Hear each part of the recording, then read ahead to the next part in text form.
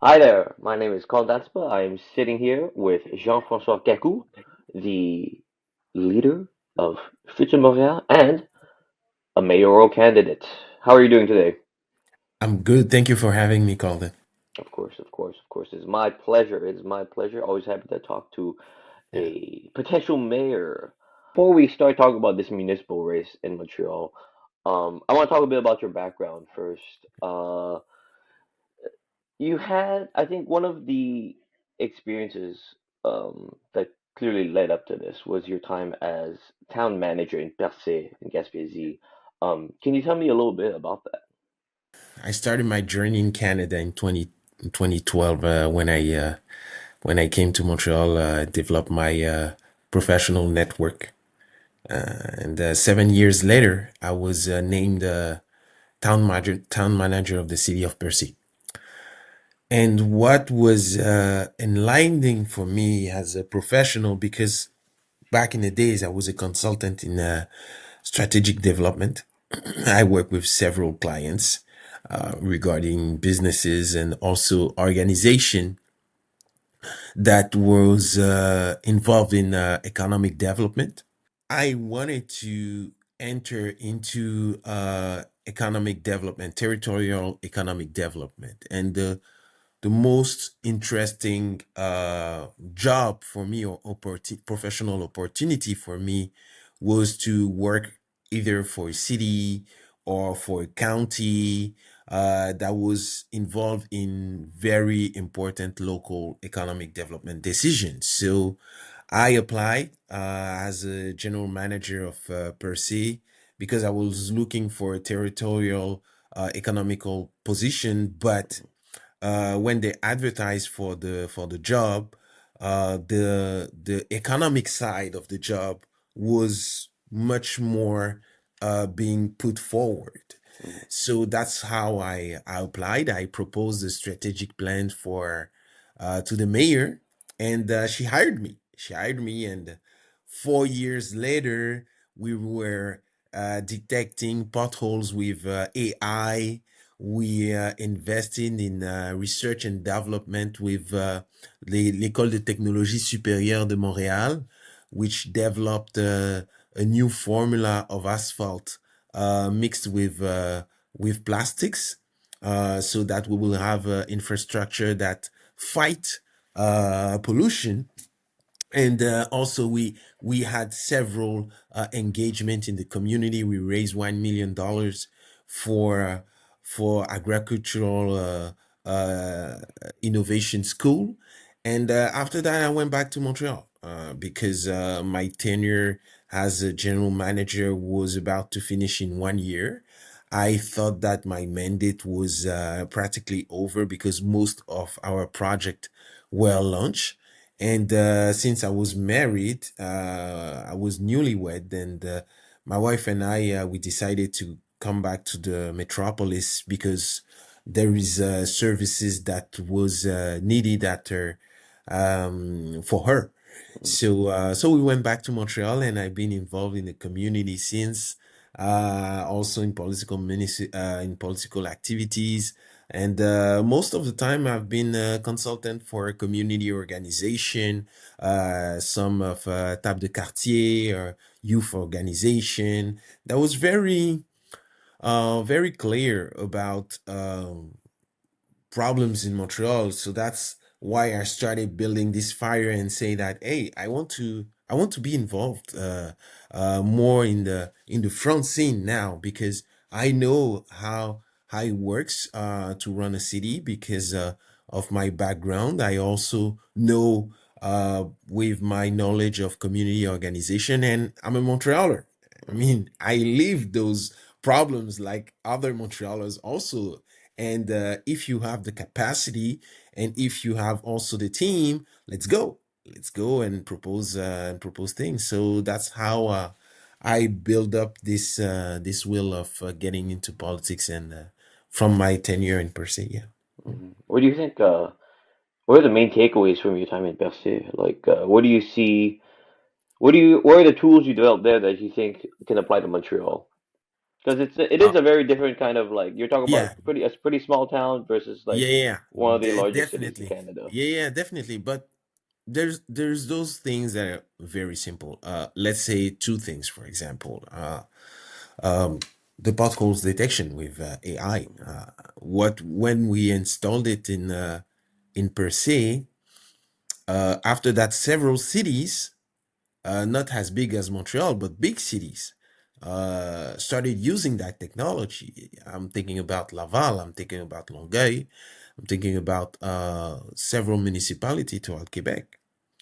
And still, Montreal is not using it, but it could be of a very assistance to Montreal. And it's very easy to say that, oh, okay, we want to push AI, and but there is a process to that also.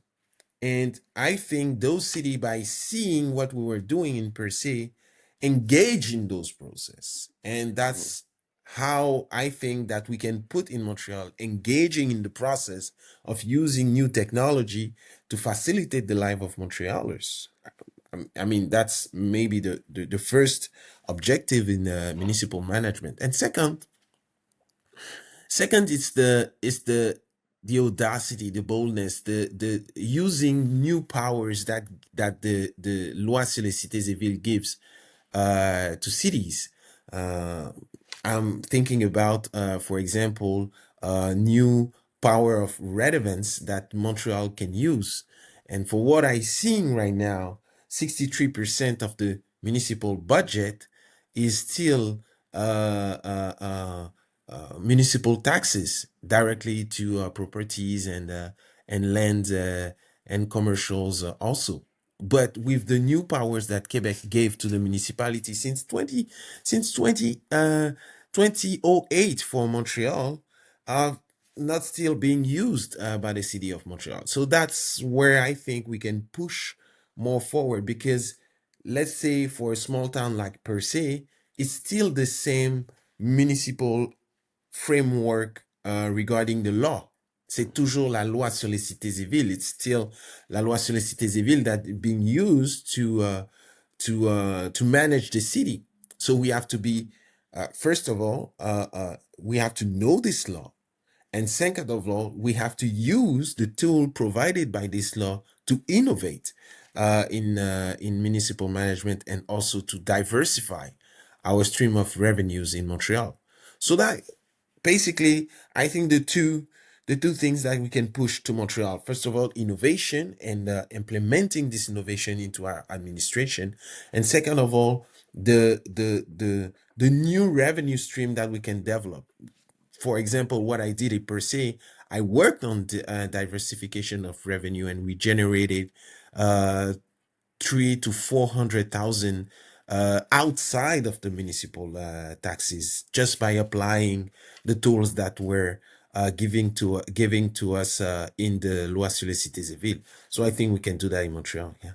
Do you have like specific examples? I do agree that it's sort of this one of the big headaches I think for cities, municipal like politicians especially with how Mhm. limited the funding is for them, right? Because of Yeah. like let's say of every dollar generated in the city, so much of it is going to provincial taxes, so much of it is going to federal taxes. Hmm. Meanwhile, they have to rely on something very restrictive like a property tax, you know. I Hmm. think that Hmm. kind of causes the city to be almost like materially interested in gentrification in things like Hmm. increasing property values, right? But Hmm. I am curious, like you're talking about different ways to generate revenue, but what are Hmm. what are some of these different ways? Let's take an example. When we started and we pushed for our housing platform, we said that the city of Montreal should replace the municipal bylaw 2020, Hmm. because when you take the municipal bylaw 2020, the city forced the promoters to build 20% of social housing, 20% of affordable housing, and 20% of family housing. So what we said is that this doesn't work, because promoters, they have a business model, they're businesses, and they don't want to change their business model. So that's what they do. They're paying a fine, and when you receive that fine as a city, you can do wherever you want, whatever you want with that money. So what we said is that we will replace the municipal bylaw 2020 by something that we call in French redevance. It's kind of like a royalty or something like that because it's a fixed amount. Okay. Mhm. And that fixed amount, it's not municipal taxes. It's a special tool in fiscal municipality, in municipal, en fiscalité municipale, Mhm. that will be linked directly to a fund. By law, you are obligated by law to create a fund that will be directly linked to that redevance, that royalty. And now this fund, the sole objective of this fund is to intervene on housing problems. So by doing that, we will have a dedicated fund now in the city of Montreal that will fund directly nonprofit who wants to build affordable housing, and also nonprofit that helps tenants that have difficulties with owners to pay their rent or that are being evicted.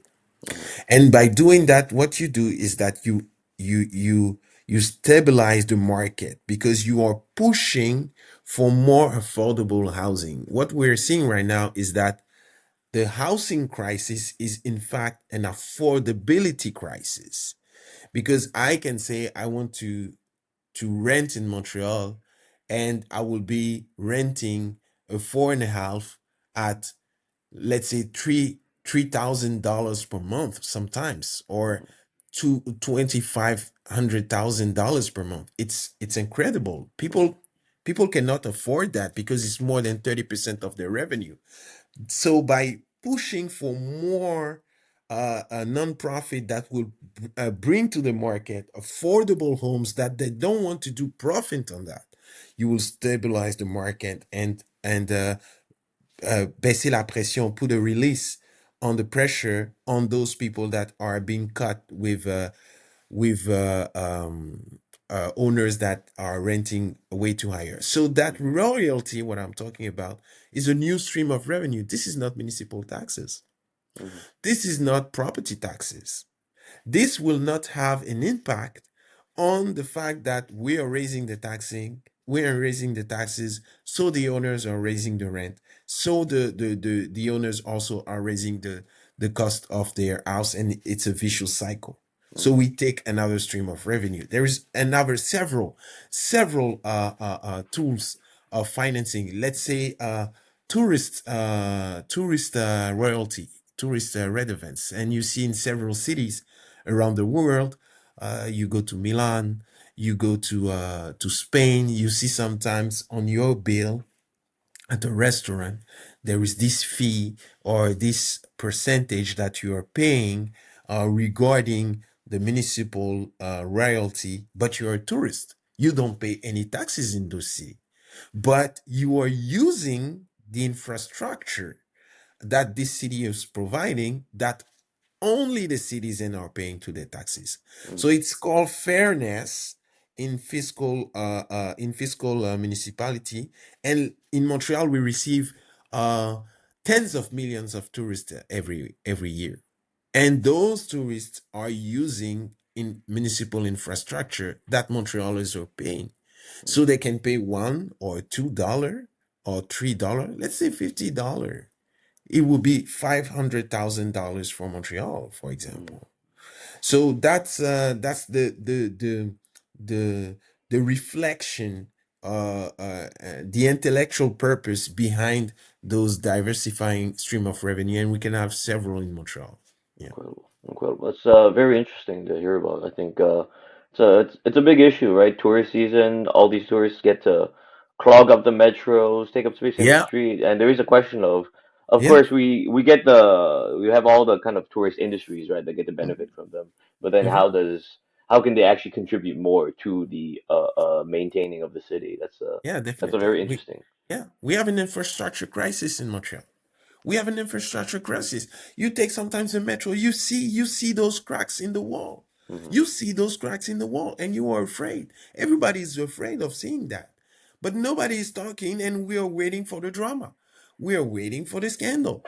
It cannot happen anymore. We have to be proactive. We have to be very serious about how we want to run this city. And you take the STM, for example, there is a deficit in the STM regarding the maintain of our infrastructure. And people are using it. People are taking the metro and they're just waiting so that we're saying, okay, the metro is closed because we have an incident Hmm. in the line. But as people that are very conscious about how we want to run this city, we have to put in place measures. We have to look for the money using the powers that are already being given to us and invest in our infrastructure, invest in our bus network, invest in our mobility, invest in our infrastructure, family infrastructure, road infrastructure, aqueducts, les eaux usées, Hmm. everything. We have a lot of work to do and we can have a lot of revenue. But we cannot only rely on municipal taxes and property taxes because it will crush the economy. It pushes us into a bubble. It's very Hmm. dangerous. Yeah. Hmm. I mean, we're right in the middle of the policy discussion. Can you tell me a bit about this annual borough dividend? Mhm. The annual borough dividend is an idea that we presented regarding the the financial support to the boroughs of the city of Montreal. You see, city of Montreal works in two levels. The first level is city center, which is the metropolis, and all the policies at this level will be Montreal wide. And the borough level is more like a local, uh, the hyper local administration, uh, which is a direct link to the city of Montreal, but they have their own administration. They can pass their own bylaw, and also they have also their own public service. So what we want to do is that if we have a surplus and when we push the policies, we didn't receive the latest report that the city will engage into a deficit of 20 two 220 million dollars next year. We didn't have this information. So we said Hmm. that if the city, by being efficient, and the boroughs, by being efficient, generate a surplus, what we want to do is that we want to take 10% of that surplus and redirect it to the boroughs on top of their annual financing that they receive. But this money should only be used not in borough management or in human resources and stuff like that, but this money should only be used for community projects, so local community Hmm. projects, such as the borough has to organize a big consultation with the population, and all of them should be included: commerce, citizens, community groups. They have to think about a project that will increase the quality of life of their community all across those environments, and this money will be used to finance it directly. Okay, fascinating, fascinating. So yeah, so that's our innovation to push more to reinforce the identity of the boroughs, because in Montreal you have the identity that you may have in the borough where you live, and also your identity as a Montrealer. Of course, of course. Yeah. I'm kind of curious. There's a lot of talk. I think Future Montreal, the first thing when the party announced you as its a mayoral candidate, I thought it was just really interesting. I mean, the first thing that really stuck out was this kind of focus on like innovation, technology. At first, what stuck out was this kind of like openness towards using more and more technology, right? You mentioned AI kind of technology for scanning potholes, and even you're talking about this sort of like administrative innovation even. But Mhm. I'm kind of curious. I guess this leads up to my question. Like there's this desire for innovation because you feel, or Future feels that the city has not been innovating enough. And I'm kind of curious, what are other criticisms of the Projet administration and even the Codel one before it? If you have any, how do you Oh, feel Montreal's been led since? how do I feel Montreal has been led since the past 10 years? Yeah, yeah. And when I've been asked this question, I'm asking the question myself. Hmm. All right, asking the question myself, and I said, "Is my life better than it was in 2012 when I came first to Montreal? Is my life as a Montrealer improved?"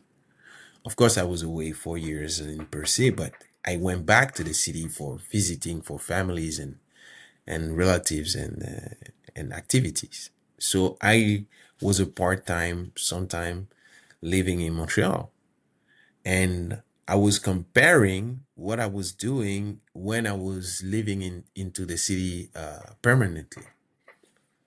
And the answer is no. Hmm. My life as a Montrealer has not been improved. I'm seeing my city, and it's worse when I want to take my car to go out and to use the road or to park. It's worse when I have to take the bus. It's worse. The metro, when I am using the metro, it smells, and there is a lot of I mean, the cracks on the wall, the water that's coming down the metro because there is a pipe burst in the wall.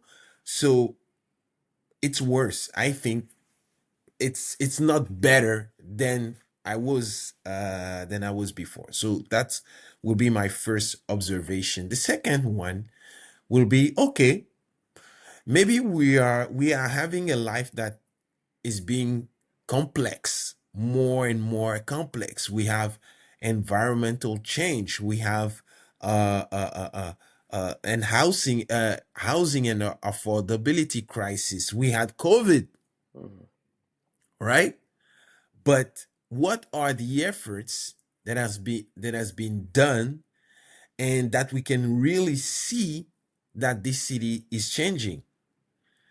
And they're very little, close to none, because it's like the city is on autopilot, and this autopilot is going towards a wall because we are not improving. We are increasing the administration for sure.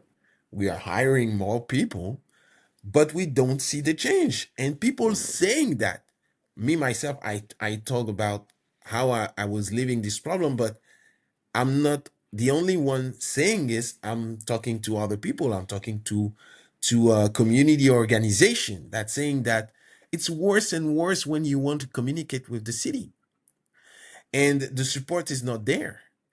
I'm talking to merchant and commerce, and they're saying it's worse and worse because we are talking about these construction works in front of our commerce, and people are not listening about our demands that is killing our businesses. I'm seeing also the homeless people in the streets. Hmm. I'm seeing also the food banks that are being depleting. I've been in food banks. I know what it is Hmm. to come on the stairs, on the sur les étagères d'une banque alimentaire on the food banks, and having just an orange that is uh, almost rotten. I saw this, Hmm. and this is not the city that we want to build. We want to build a city that where uh, everyone is happy, where a lot of people are happy. Those cities exist in the world, so that's why we have those rankings. Where is it good to live? And you have those northern countries that are being ranked number one. But those Hmm. countries, they are very adamant on investing in the usage to everyone. They are not discriminating. They are pushing policies that qui dessert tout le monde. Hmm. And this has been my most criticism to Projet Montréal, is that they have the will to do good, But when it translates in their management, it's not what we're seeing, because what we're seeing is that they are only governed for a special part of the population regarding an issue. Let's take a concrete example on mobility. Mhm. They are pushing bike paths all over the city. And I said this, and I want to be very clear on this. I think Montrealers deserve to have all mobility, all modes of transport. Mhm. So bicycle, automobile, buses, metro, walk, and also we have to be careful of the les personnes à mobilité réduite. Mhm. But the thing is, Projet Montréal is pushing bypass all over the place and not thinking about other user of the road. And we're seeing major streets in Montreal that was critical to create a more fluent traffic that have been now being narrowed to a one-way street and with a two-line bypass, 4 season. And we know that in winter, which is 6 months of the year, 7 months sometimes 8 months, those bypass are practically not used. And I asked the question to strong bicycle user, and they're saying that they use bicycle all over Montreal. I said, good, this is good. Are you riding in winter? And they start laughing, and they start saying, okay, the equipment is expensive. I don't have the winter tire, and they say all that stuff. But in reality, we are not using those bike paths in the winter, and they're here. And in the winter will be worse because we have the snow on the sidewalks, and you want to have the car riding because we are North American metropolis. So Projet Montréal, for example, pushes this policy and investing almost $1 billion in bypass in Montreal. But we need other stuff. Mhm. You see? So that's the main criticism that I have with them, is that they're ruling, they're governing only for a base that votes for them. And we saw that also in the boroughs. They are sending letters only to boroughs that vote for them and all that stuff. But we cannot run a city like that. Even if you are elected by a part of the population, you have to govern for everyone. That's the objective, because the selection process is just a mandate that has been given to you by the majority. But the majority is not all of the population. All of the population is 100%. You did not receive 100% of the vote. You receive maybe 54 or 45 or 34 for sometimes if you have three strong runners. So the other 60, when you receive 35%, you cannot push them outside. The other 40%, when you receive 60%, you cannot push them outside because they're still Montrealers and they have needs and they have demands. So you have to be the person of consensus, and there has not be a more consensus in the city. The second one and the final that I think I want to criticize the administration for is that when you are doing consultation, public consultation, this is a very important tool in democracy. And let's say that Camillien Hood, for example, Mhm. there was a public consultation, and the people say, no, don't close the road. And still, Projet Montréal goes out there and decide to close the road, saying that this is democracy. No, this is not democracy. Democracy is listening for the population when you ask them a question, because they're living it. They're living it. And this is what we saw. We saw also this problem in Villeray-Saint-Michel Parc Extension. Mhm. On Rue Curbs, 250 places of parking were removed overnight.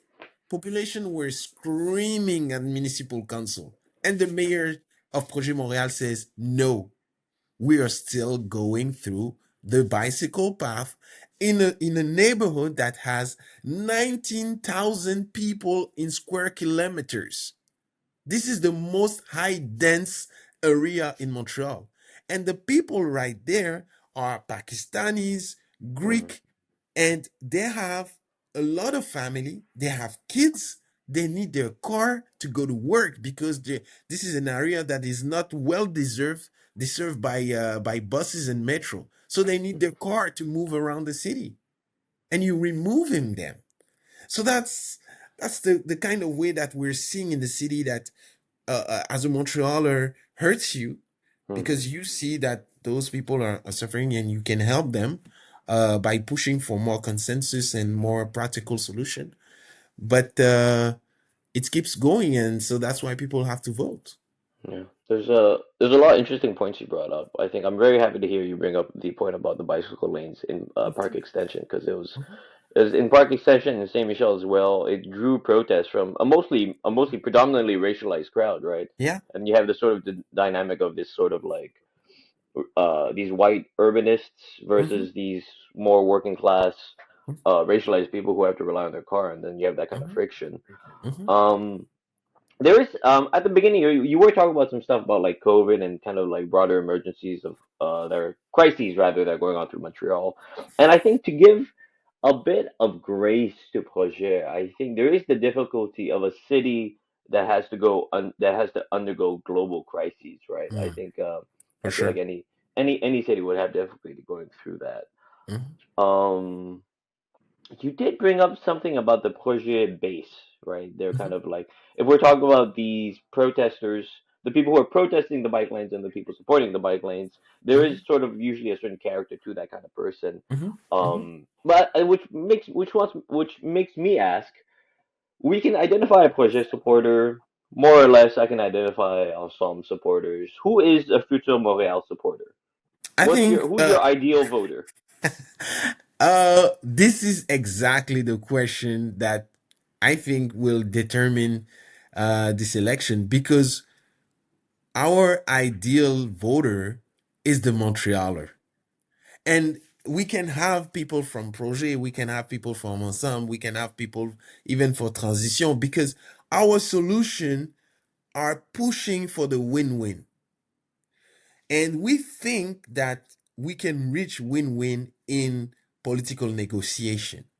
Because when you say an idea, and it's different in municipal politics, because most of the issue in municipal politics relates to management and the use of assets and the way you handle assets or the way you have a projection of the asset that you will using and it will have a direct impact in the life of the individual. So let's take a road for example. If you want to plan a road, you will have to know that several people will use that road.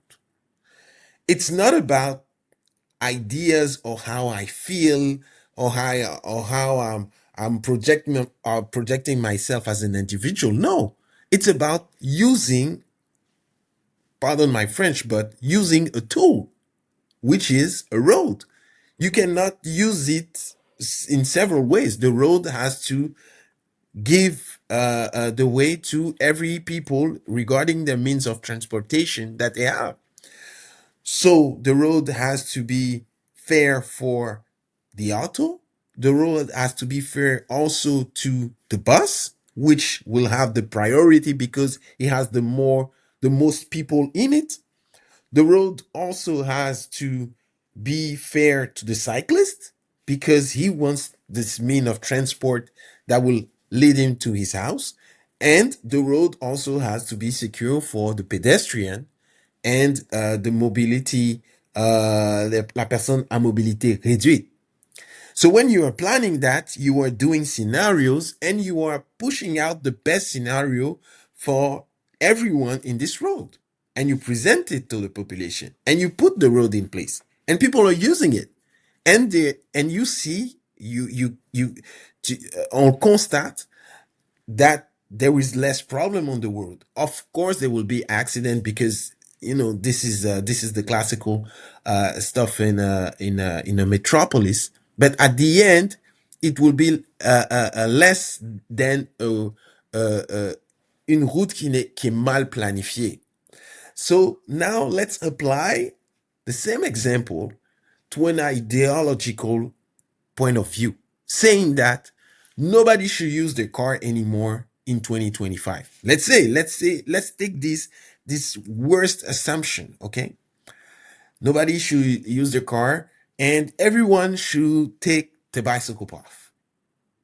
So you will put more place in the bicycle path because this is the mean of transportation Hmm. that you want to impose to a part of the population. But Hmm. the other one have other needs. And you create what? You create havoc because at the end of the day, the automobilists are more stressed, the buses are blocked, and the pedestrians are in a disarray with the auto that are very stressed, and the bicycle that are running fast because the bicycle path is big enough, and they don't respect the code of sécurité routière. Hmm. So this will be the ideological point of view when you want to govern just for the person that votes for you on bicycle path, because this is the idea that you push forward.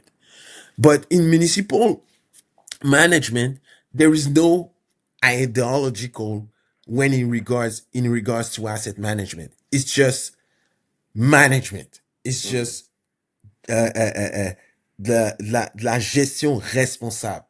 And you have to take in case every needs so that our ideal voters will be the person that will see our ideas as pragmatic, as pushing consensus. We have a proposal for autos, we have a proposal for bicycle, we have a proposal for buses, we have a proposal for merchants, we have a proposal for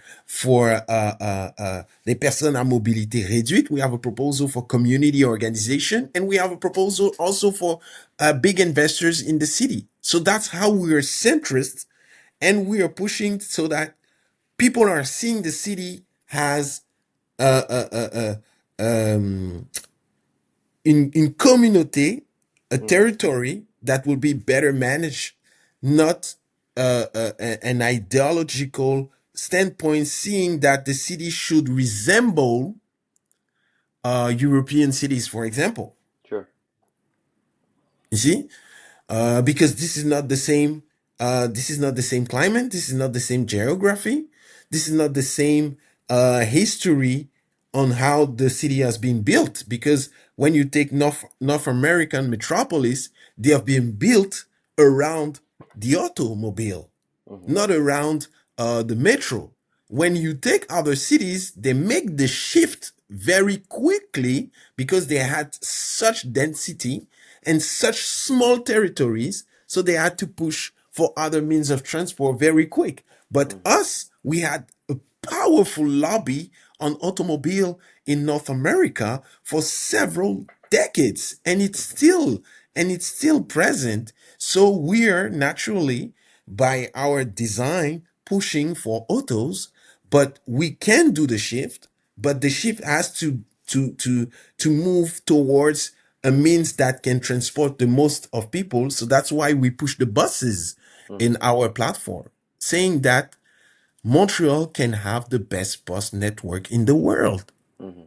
a high frequency bus network where we can have long term 15 minutes buses every 15 minutes 24/7 in all the city of Montreal. We think Uh, it's possible. yeah, yeah. I mean, once again, so many questions I have, so many questions I want to ask. Go ahead. Um, there's I guess let's go with the most recent thing you said about this kind of bus network, right? Yeah. I'm kind of curious why buses over other things like public transportation, like let's say a metro, right? Because Yeah. Projet famously called for a pink line. Yeah. I think it's one of the reasons they won back in 2017, right? A Yeah. lot of Montreal is considered. The pink line. Yeah, yeah, yeah. Oh, the red line. Yeah, the red line was the one that was never made along Pinner. But clearly, I think there's an appetite for it in the city, but it seems like successive governments have not been able to deliver on that. And Mhm. I'm kind of curious why Future is going for buses right away. Mhm. We are going for buses because this is the most fast measure that we can put on the road that gives a real service to the user. Mhm. When you take the metro, for example, uh, you will need to have maybe 5 station, 7 station, just for a specific geographic part, Mhm. spending billions of dollars over decades, and the project is not started.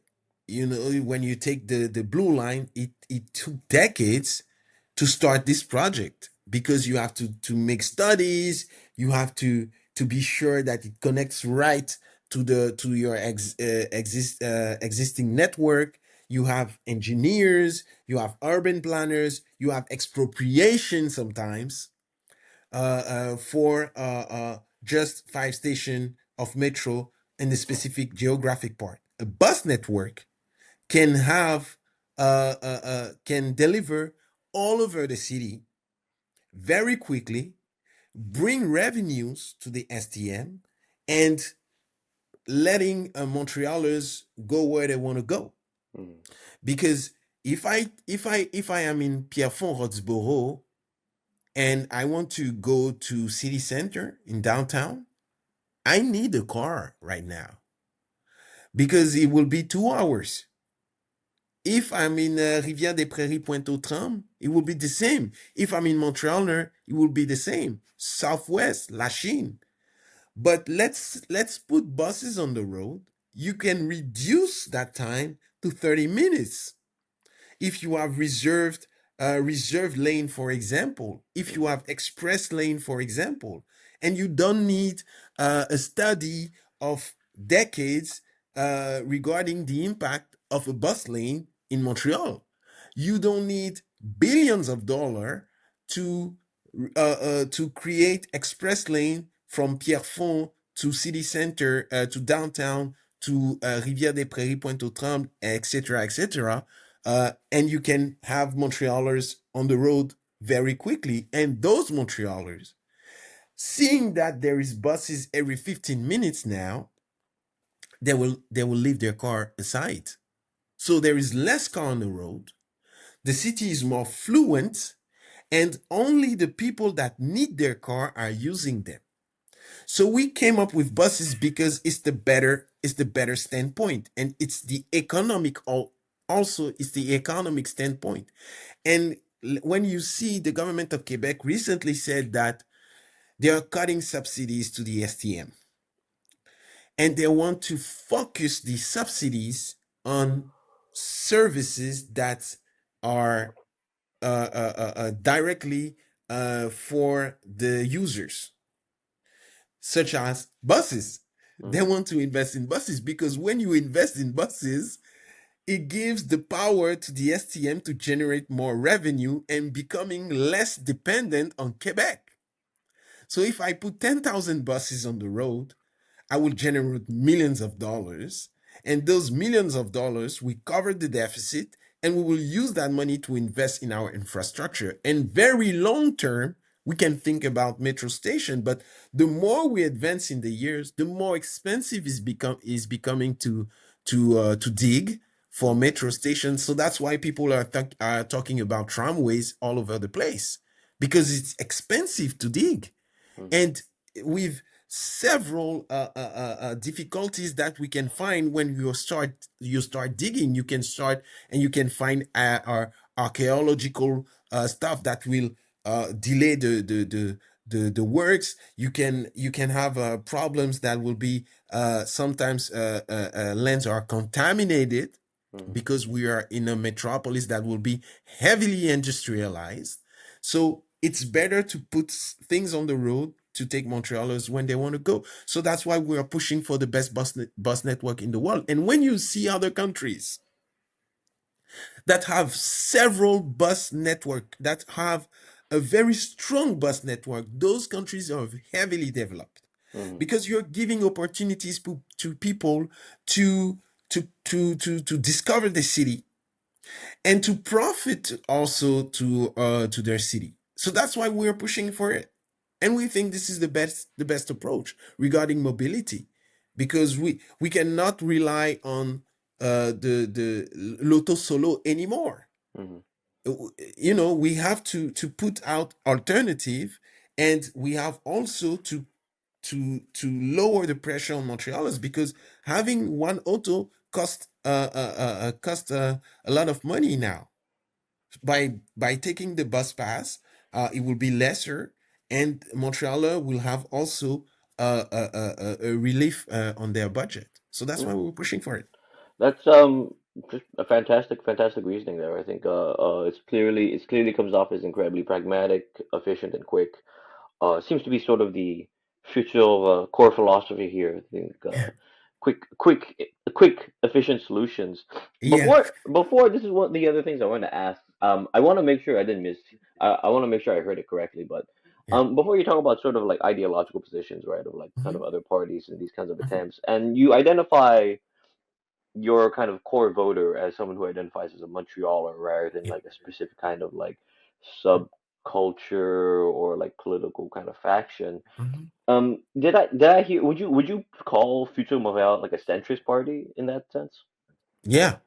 Okay, Yeah, yeah, we're a okay. centrist movement. Mhm, mhm, And we want people around the table that wants something that is good for Montreal. I mhm. mean, we are strongly transpartisanship. I'm gonna say that to you very clearly. I Strongly don't what? mind transpartisanship. Transparent, of course. Yeah, yeah, Yeah, yeah, because I don't mind sitting with another party and thinking about a solution that will be good for Montreal. yeah. Mhm, This is a different kind of politics. And mhm, and this is my belief in regarding municipal politics. We cannot argue on repairing a pothole. We mhm, cannot. We just have to repair it, and that's it. We mhm, cannot argue on taking out trashes of people. We have to do the job, mhm, because if we mhm, don't, there will be pests, there will be rats, there will be disease in those neighborhoods. So we mhm, have to intervene. That's it. That's all. And we have to find a solution together. Either way, nobody leaves the room. That's it. Because mhm. at the end of the day, Montrealers are counting on us. And we cannot come into petty politics and all that stuff. I No, mean, no, this yeah. is the loss of time. Yeah. No, I understand. Yeah, yeah.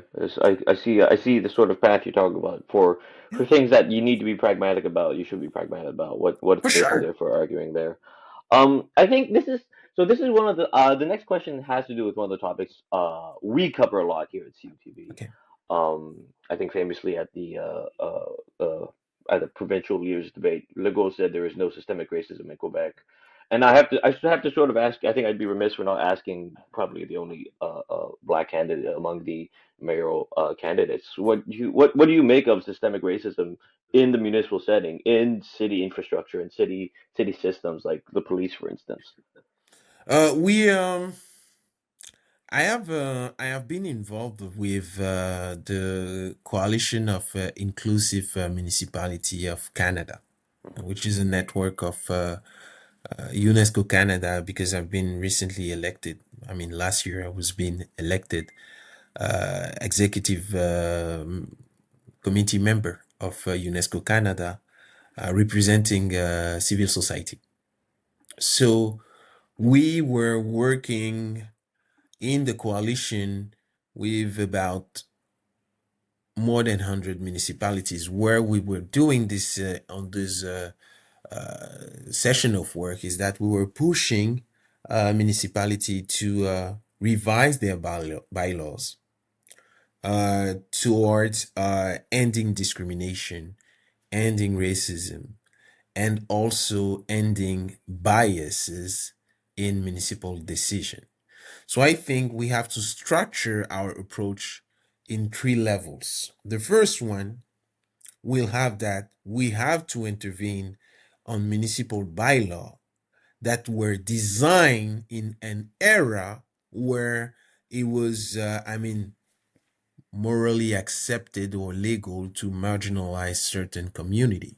We cannot forget the past. It still exists, but sometimes things from the past stays in our administration. And those rulings exist. We have to make an audit of those rulings. So that would be the first, because you can intervene at a level and it will be just the symptoms. But the disease is much more deep in our way of taking decision. So if by taking, because we're using bylaws to take our decision, this is what we do in the contemporary society. But if the bylaw were designed to marginalize certain part or certain area of the city, because we knew in those parts that most of the people that were living there were, let's say, racialized people, let's say small communities or minorities of such. And we designed that just to keep those people in disarray. We have to analyze that, and it will be factual, and we will see, and we will change that. So first of all, we have to intervene in our ruling. Second one, we have to put in place more programs of mediation and cultural immersion, because when you don't know someone, when you don't, let's say you start living with someone, you will start to understand this person, you will start to like this person, etc., etc., because this is how relationship are created. So when you have a part of a population that doesn't know the other part, and people are not talking to themselves, they have assumption, they have biases, they have the way they see life that are centered to themselves. So we have to create more mediation, and I'm not talking about a workshop where everybody says no. I'm talking about immersion, I'm talking about real programs, I'm talking about mentorship Mm-hmm. that we have to create between communities and organization that are affiliated to the city, and also municipal or servant or public servant in municipality. We have to create those programs. We have to make them understand how those communities work. And third one, we have to be zero tolerance on hate speech, hate crime, and any hate involvement activities towards any community. Mm-hmm. This has to be zero. When I mean zero, zero tolerance. We have to put in place very strong fines and very strong means, so that when the people are caught doing that, they will never do it again. It has to hurt, because if you are not very strong about it, it will never change. If you are lenient towards it, it will never change. We have to be very adamant towards it. And it has to apply to everyone, to Mm-hmm. the population, to public servants, to any agent that works for paramunicipal organization. So I think those are the three uh, uh, uh, ideas that we should put in place. Of course, we cannot end it, Mm-hmm. but we can reduce it to the maximum, because it still exists. You will still have people that will have hate, and that will want to discriminate other people in the room or in the area. Yeah, Sure, sure, sure, sure. So, I mean, I think you're absolutely right about pointing out these kinds of old bylaws, right? Because yeah, there was, I think, a lot of systems in Canada, North America, have a lot of times when laws were written, it was specifically for a certain class of person, right? Usually yeah, white, wealthy, yeah, landowning, yeah. and then since then, of course, it's been expanded, including women, other minorities can vote and Yes, stuff of like that. course. But Yeah, that's been at the core of it. And I think I'm kind of wondering, so like I think that's one way we recognize, or I feel like that you're recognizing systemic racism. But I think in the other kinds of things you see, it sounds more like this issue of like personal violence, bias, and a lack of cohesion between community groups. And I'm wondering of course. I think I want to push back against that because I think that tackles the issue of maybe like people who are just like isolated and alienated from like let's say like immigrants, or not even immigrants, right? Because some racialized communities have been in Canada like so long, Hmm. like the Yeah, Chinese for sure. community, right? Hmm. But I wonder. I feel like it doesn't quite tackle the issue enough. Like, do you see, like, let's say, like police brutality? Do you see that as an issue of a lack of cohesion, the social cohesion with these kinds of minority communities? I'm curious. I think that when you are, first of all, you have to understand something. I think we have to understand something that regarding police work, Hmm. it's becoming more and more complex to have an intervention as a police officer, let's say in the city of Montreal, Hmm. because we we see the crisis out there, and the police officer has have, I mean, a lot of stress when you see those intervention. And I think when there is an intervention in police brutality, the police body has to intervene on that, and they are pushing towards ending it. You see, for example, the work of the Red Coalition. I don't know if you are familiar with the Red Coalition, Hmm. which has been founded by one of our co-founder, Joël de Bellefeuille. So the One of Red Future Coalition, Montreal's co-founders. yeah, one of Future Montreal co-founders is Joël de Bellefeuille, which is the founder of the Red Coalition. And the Red Coalition is a registered lobby organization that that works against police brutality, discrimination, Hmm. and they're being very adamant on on those intervention, Hmm. and they have pushed more policies with the government of Quebec, with the city of Montreal regarding it, and they are seeing that we are aiming towards a change, because when you have an intervention, everything can go quick. And at the end of the day, we see the videos, and it's shocking everyone. Hmm.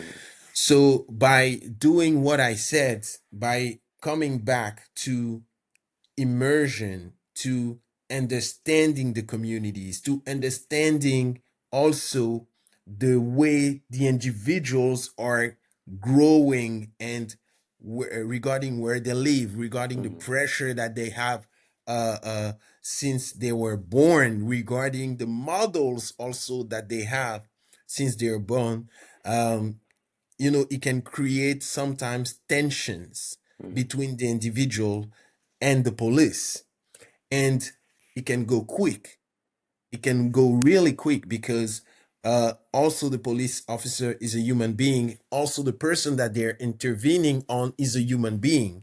And when you have that human factor, things can go quick. So by doing more immersion, I mean, we had this program that the actual SPVM director Fady Dagher put in Longueuil. I don't know if you're familiar to that. He will call immersion, and he will send a police officer in communities, being more present and discover their culture. By doing those programs, he created more comprehensive approach to police officer, understanding what other communities are feeling. But there is another part that is very important regarding, let's say, for example, the relationship with youth and the police. And when you put programs in place where you can intervene directly with the relationship of the youth and the police officer, you can create a bond with communities, and we can create now allies. I'm a strong believer in immersion, cohesion, mentorship program. Hmm. I think we can resolve a lot of issues. But like I said, when there is brutality, when there is things that are not justified, because in the police term you have something that is called justified violence or Hmm. something like that, that has been used by the police officer when he thinks that his life is threatened, or the individual are really resisting arrest. When we are going outside this framework, we have to intervene. And there are several bodies now in Quebec. And like I said, with the Red Coalition, they implemented policies that helps police officer and creates a more interesting mediation Hmm. between police officer and population. So I stand by those three intervention because I think that will reduce a lot of incomprehension, that will reduce a lot of tension between communities, and also between communities and organization that works for the city of Montreal, because it's not only the police. We have several organizations Hmm. that are giving services to communities in the name of the city of Montreal. We have the firefighters, we have the STM, we have the OMHM, l'Office Municipal d'Habitation. So we have Hmm. several organizations, and I think that we have to intervene in a more structural way regarding this, and push for more connection between the communities and between the communities and the organization. We have to to create that. Right. Yeah. I mean, I'm kind of hesitant, because it's like we talk about Fady Dagher. He used to be I mean he resigned, right, and accused the Montreal police force of racism, And even when we think about like these policies in Longueuil, it's hard to it's almost impossible for me to talk about what police kind of policy in Longueuil without mentioning the recent death of a 15-year-old boy, right, by the hands of like police. And of course we have the BEI, which is like that police watchdog group investigating it because that's sort of what they're set out to do. But we've had people on our show here, who have been sort of like openly critical of the BEI because it's like I mean, you mentioned it before, right? You need the police to investigate this, but like if like the former police boss Fady Dagher is saying that there's racism in the police force, he called it a cancer, right? Eating away at the force. If the people who are infected with this cancer, this disease of racism, are set to investigate themselves, then like it's I kind of wonder if they are the ones who should be, like if they're like objective as can be about these kinds of issues. I guess one of the things I'm always curious about, and it's a classic kind of question for people who are like competitors, right, for these kinds of mayoral elections. What do you think would be your focus if you were to be elected next mayor of Montreal? What would be the Mm. first executive focus, first 100 days? What are you looking at? Uh, First 100 days, we were looking at first of all sitting all the elected official. This will be my first act as a mayor. I would want to sit all people that have been elected. We will have a very new council this year, because when you look at Projet Montréal, there is like 60% of their elected official that are not running again. Hmm. When you take Ensemble Montréal, I think it's like maybe 5, 6, or 10 people that are not running again. There were 23. And Projet Montréal, there were 30, 35, or something like that. And also we'll have the independent, which La Salle and Anjou, and if they win again, they will sit in council. So we'll have a very new council, for example. So the first thing that I will do is that I will sit them, and we will talk. We'll talk about transpartisanship, and we will. I think we can, as with the critical days ahead, as a municipal body, uh, select some subject where we will push for transpartisanship and not go into petty politics. Because if this discourse is not clear at the beginning, it will prevent us to move forward. So that would be my first thing. The second one is that I will work on the city finances. Like I said, we are anticipating a deficit of more than $200 million. So we have to find new streams of revenue very quick. So that's why I wanted to sit them on transpartisanship very Mhm. quickly, because now we have to find new money. Because if we don't find that money, will be very difficult, and nobody can push his policy. And at the end of the day, Montrealers elected us to find solution. So the second one is that we will push for new streams of revenue that can be implemented very quickly, that will help the city generate more revenue aside from municipal property taxes, and that will also intervene in critical services that the city offer, or that the city should support, such as housing, homelessness, and social services and community services, and all those areas.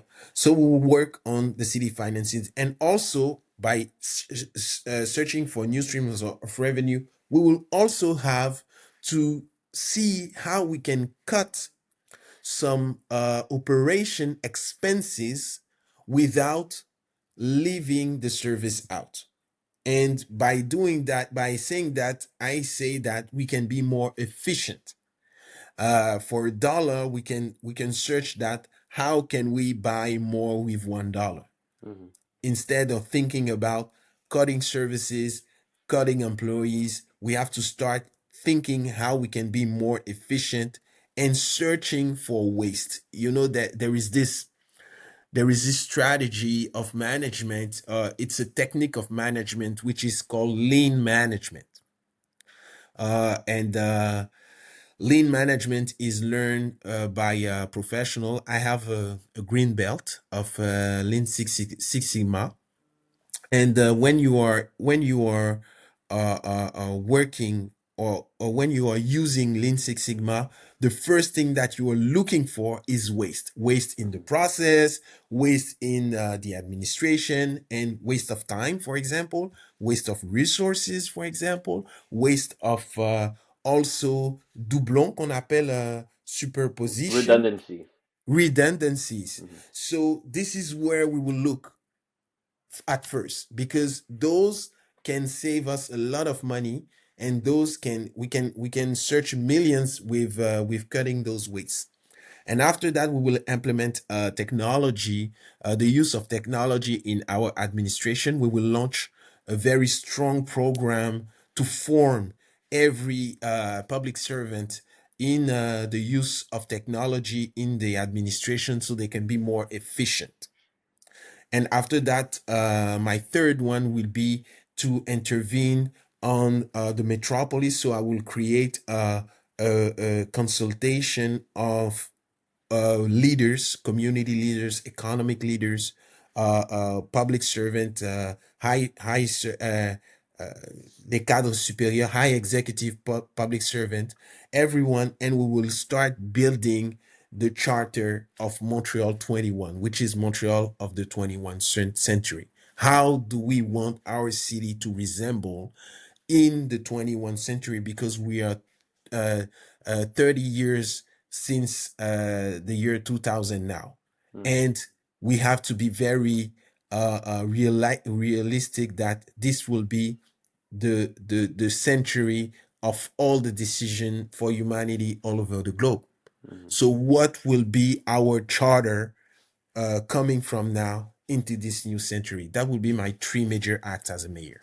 Awesome. Yeah, incredible. Very, very, very clear proposal for the first 100 days. I like the part about transpartisanship. I think that kind of stuff is always going on every electoral level. I have one more question for you, Jean-François. No problem. Do you have any favorite places to eat in Montreal? Last Oh, light question. I have several. I Give me have one. Give me several. one. I love. I mean, it's not really a place to eat. Okay, it's like a supermarket. It's called Kim Fat. Of course. And I love those buns. Oh my God, they're so delicious. They're so delicious. So I will go, even when I'm in Saint Michel. I will always drop by Kim Fat, and I take my little packet of Mhm. milk bread. Mhm. tellement bon. It's so good. And sometimes what I do is that I buy this le porc, which is char siu, Yeah, pork char siu, and I'm eating it with the bun. So it's kind of like a sweet sour and sweet salty mixed. Is very delicious. So I think I would say yeah, yeah. nice, nice. I love to go to Kimpa to buy those buns.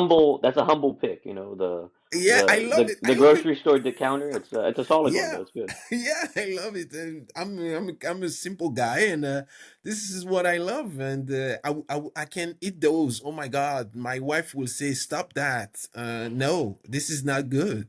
And yeah, I'm kind of a bit addicted to it. Nice. Well, the first step is admitting your addiction. So good on you for Yeah, that. Um, exactly. Thank you very much, Jean-François Kacou, for joining me for Thank this you very much, conversation. Kalden. This was Yeah, Jean-François Kacou, the leader of Future Montreal yes. and a mayoral candidate in the elections, which are coming up November 2nd. Yeah. Uh, Happy trails. Thank you very much. You have a good day. Thank Bye you. bye.